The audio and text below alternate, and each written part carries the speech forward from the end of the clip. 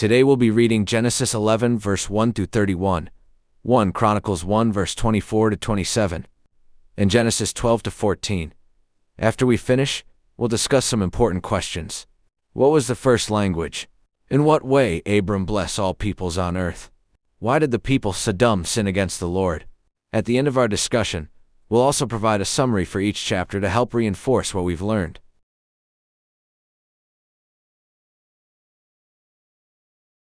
Genesis, chapter 11. And the whole earth was of one language and of one speech. And it came to pass, as they journeyed from the east, that they found a plain in the land of Shinar, and they dwelt there. And they said one to another, Go to, let us make brick and burn them thoroughly. And they had brick for stone, and slime had they for mortar. And they said, Go to, let us build us a city, and a tower whose top may reach unto heaven. And let us make us a name, lest we be scattered abroad upon the face of the whole earth. And the Lord came down to see the city and the tower which the children of men builded. And the Lord said, Behold, the people is one, and they have all one language. And this they begin to do. And now nothing will be restrained from them which they have imagined to do. Go to, let us go down and there confound their language, that they may not understand one another's speech. So the Lord scattered them abroad from thence upon the face of all the earth, and they left off to build the city. Therefore is the name of it called Babel, because the Lord did there confound the language of all the earth, and from thence did the Lord scatter them abroad upon the face of all the earth. These are the generations of Shem. Shem was 100 years old, and begat Arphaxad 2 years after the flood. And Shem lived after he begat Arphaxad 500 years, and begat sons and daughters. And Arphaxad lived 35 years, and begat Selah. And Arphaxad lived after he begat Selah 403 years, and begat sons and daughters. And Selah lived 30 years, and begat Eber. And Selah lived after he begat Eber 403 years, and begat sons and daughters. And Eber lived 34 years, and begat Peleg. And Eber lived after he begat Peleg 430 years, and begat sons and daughters. And Peleg lived 30 years, and begat Reu. And Peleg lived after he begat Reu 209 years, and begat sons and daughters. And Reu lived 32 years, and begat Serug. And Reu lived after he begat Serug 207 years, and begat sons and daughters. And Serug lived 30 years, and begat Nahor. And Serug lived after he begat Nahor 200 years, and begat sons and daughters. And Nahor lived 29 years, and begat Terah. And Nahor lived after he begat Terah 119 years, and begat sons and daughters. And Terah lived 70 years, and begat Abram, Nahor, and Haran. Shem, Arphaxad, Shelah, Eber, Peleg, Reu, Serug, Nahor, Terah, Abram, the same as Abraham. Now these are the generations of Terah. Terah begat Abram, Nahor, and Haran begat Lot. And Haran died before his father Terah in the land of his nativity, in Ur of the Chaldees. And Abram and Nahor took them wives. The name of Abram's wife was Sarai, and the name of Nahor's wife Milcah, the daughter of Haran, the father of Milcah, and the father of Iscah. But Sarai was barren, she had no child. And Terah took Abram his son, and Lot the son of Haran, his son's son, and Sarai his daughter-in-law, his son Abram's wife, and they went forth with them from Ur of the Chaldees to go into the land of Canaan. And they came unto Haran, and dwelt there. Genesis, chapter 12. Now the Lord had said unto Abram, Get thee out of thy country, and from thy kindred, and from thy father's house, unto a land that I will show thee. And I will make of thee a great nation, and I will bless thee, and make thy name great, and thou shalt be a blessing. And I will bless them that bless thee, and curse him that curseth thee. And in thee shall all families of the earth be blessed. So Abram departed as the Lord had spoken unto him, and Lot went with him. And Abram was 75 years old when he departed out of Haran. And Abram took Sarai his wife, and Lot his brother's son, and all their substance that they had gathered, and the souls that they had gotten in Haran. And they went forth to go into the land of Canaan, and into the land of Canaan they came. And Abram passed through the land unto the place of Sichem, unto the plain of Moreh. And the Canaanite was then in the land. And the Lord appeared unto Abram, and said, Unto thy seed will I give this land. And there builded he an altar unto the Lord, who appeared unto him. And he removed from thence unto a mountain on the east of Bethel, and pitched his tent, having Bethel on the west, and Hai on the east. And there he builded an altar unto the Lord, and called upon the name of the Lord. And Abram journeyed going on still toward the south. And there was a famine in the land, and Abram went down into Egypt to sojourn there, for the famine was grievous in the land. And it came to pass, when he was come near to enter into Egypt, that he said unto Sarai his wife, Behold now, I know that thou art a fair woman to look upon. Therefore it shall come to pass, when the Egyptians shall see thee, that they shall say, This is his wife, and they will kill me, but they will save thee alive. Say, I pray thee, thou art my sister, that it may be well with me for thy sake, and my soul shall live because of thee. And it came to pass that when Abram was come into Egypt, the Egyptians beheld the woman, that she was very fair. The princes also of Pharaoh saw her, and commended her before Pharaoh. And the woman was taken into Pharaoh's house. And he entreated Abram well for her sake. And he had sheep and oxen, and he-asses, and men-servants, and maidservants, and she-asses, and camels.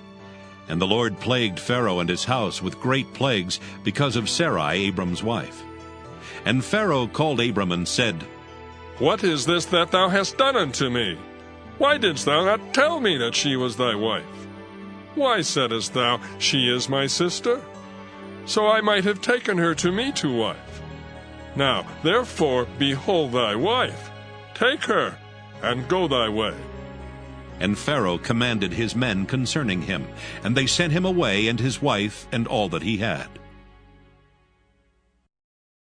Genesis chapter 13. And Abram went up out of Egypt, he and his wife, and all that he had, and Lot with him, into the south. And Abram was very rich in cattle, in silver, and in gold.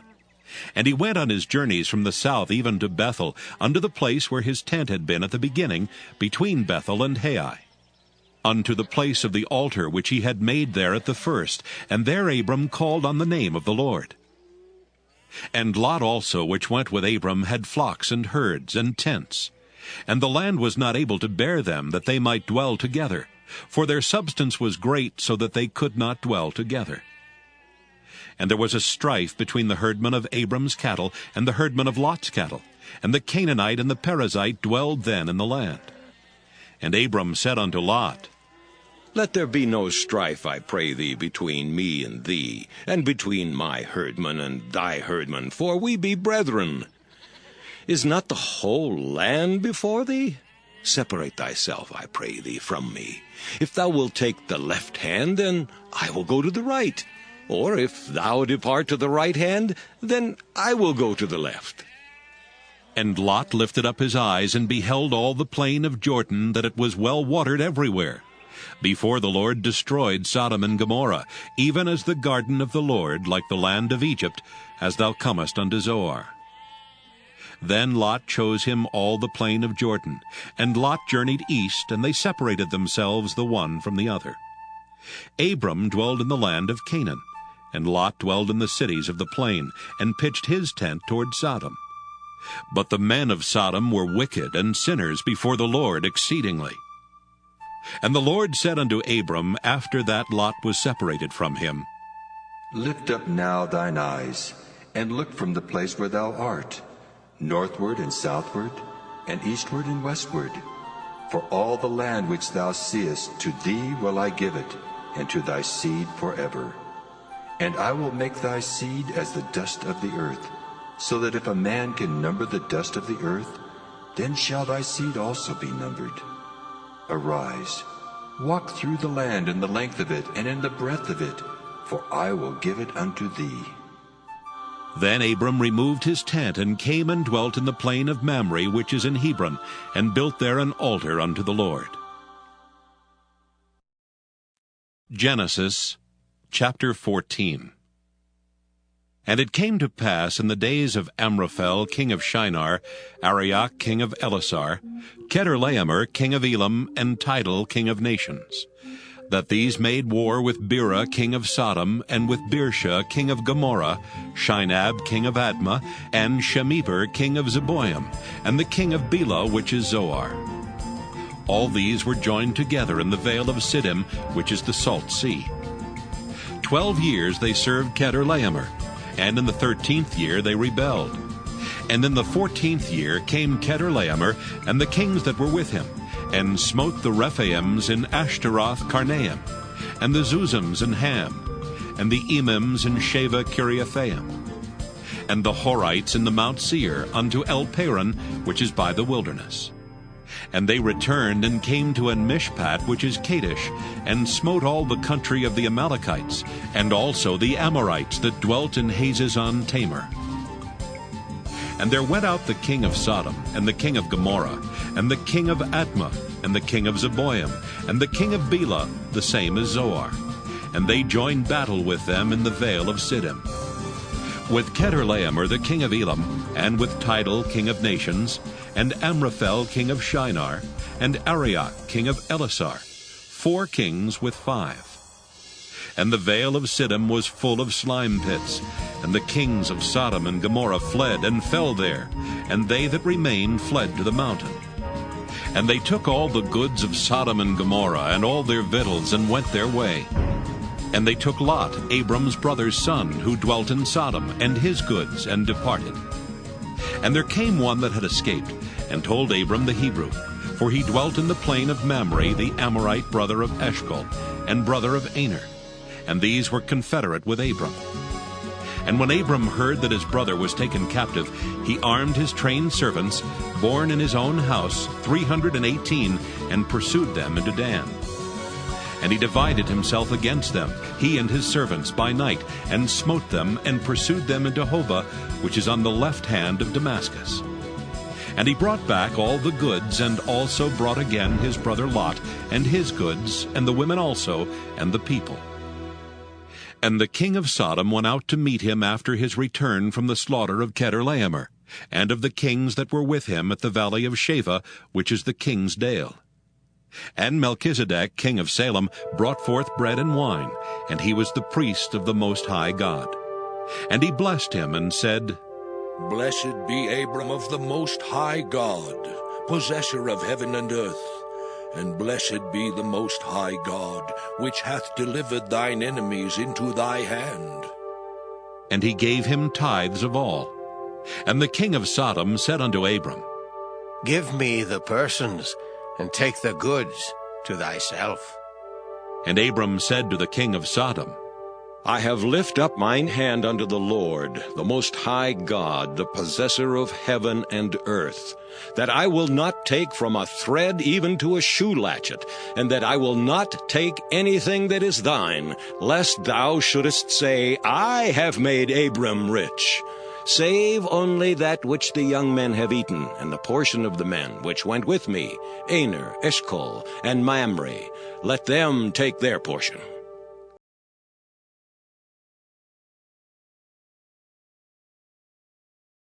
What was the first language? No one knows for sure. One language may mean there was a common language understood by all groups of people at that time, though each group had its own distinct dialect. Why did God want to scatter people?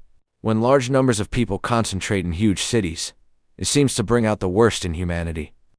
Crime, social ills, and other tragedies seem to accumulate faster when people are crowded together. So God may have scattered people for their own good, to protect them from themselves. Why was it wrong to build a tower? When large numbers of people concentrate in huge cities, it seems to bring out the worst in humanity.